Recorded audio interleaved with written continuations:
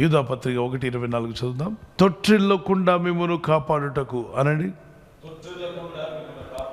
ఎవరో ఒక సేవకుడు చెప్పారట. మరి ఆ తమ్ముడు చెంటాడు నా దగ్గర, యవనస్తులు తప్పక తొట్టిల్తారని ఉంది అన్నయ్య గారు, యవనస్తులు తప్పక తొట్టిల్తారని ఉంది నాన్న. వచ్చిన దగ్గర అదే మాట్లాడుతున్నావు, దాన్ని మంచి తొట్టిల్లకుండా కాపాడే దేవుని నన్ను మాట్లాడలేదంటే అది లేదు, నేను ఇదే నమ్ముతున్నాను, మా పాస్టర్ గారు చెప్పారు. ఏం చెప్పారు నాయన అంటే, యవనస్తులు తప్పక తొట్టిల్తారు నాయన అన్నారట.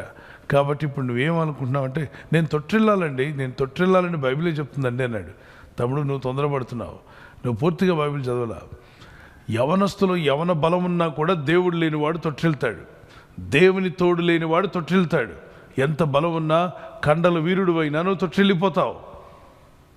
నీ యవన బలం కూడా నీకు సాయం చేయదు. కానీ యెహోవా కొరకు ఎదురు చూసేవారు నూతన బలం పొందుకుంటారు. నువ్వు దేవుని కొరకు ఎదురు చూస్తే తొట్టిల్లకుండా కాపాడగల శక్తిమంతుడు ఆయన. 119 కీర్తన 9వ వచనంలో యవనులు తమ నడతను దేని చేత శుద్ధి చేసుకుంటారు, దేవుని వాక్యమును బట్టి దాన్ని సరిగా చూసుకున్న వారు పవిత్రంగా ఉంటారని రాయబడింది. నీ ఎదుట పాపం చేయకున్నట్లు నా హృదయంలో వాక్యం ఉంచుకున్నాను అంటాడు 119:11వ వచనంలో. వ్యర్థమైన వాటిని నా ఎదురు నుండి వ్యర్థమైన వాటిని చూడకుండా నా కన్నులను త్రిప్పివేయము ఆ 119వ కీర్తన 37వ వచనంలో. నా పాదమునకు దీపము, నా త్రోవకు వెలుగునై ఉంది Psalms 119:105.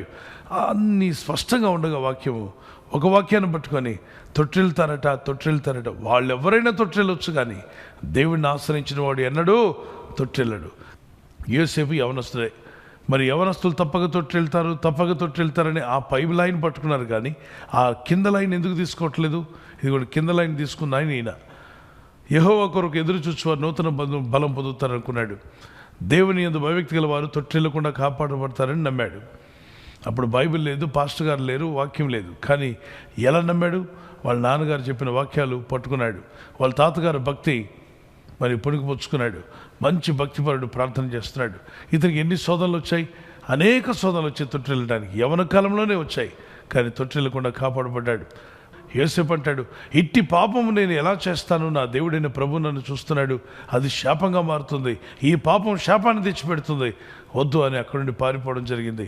అక్కడ యోసేపు తొట్టిల్లలేదు, అతను పాపాన్ని తప్పించుకొని పారిపోయాడు. అందుకే దేవుడు అతన్ని ఐగుప్తు దేశం, తన దేశం కాని దేశంలో ఒక మంత్రిగా, ఒక ప్రధానమంత్రిగా నిలబెట్టి ఆ దేశం అంతటిని కాపాడేవాడిగా చేశాడు. అబ్రహాం పాదం తొట్టిల్లకుండా దేవుడు కాపాడాడు. సమూయేలు యొక్క పాదం తొట్టిల్లకుండా దేవుడు కాపాడాడు.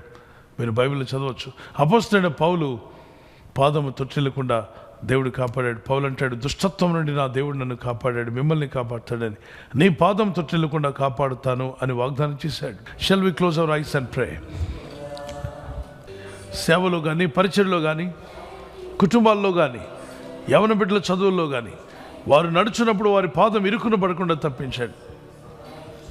ప్రభు సాతాను శోధనలో పడకుండా తప్పించండి.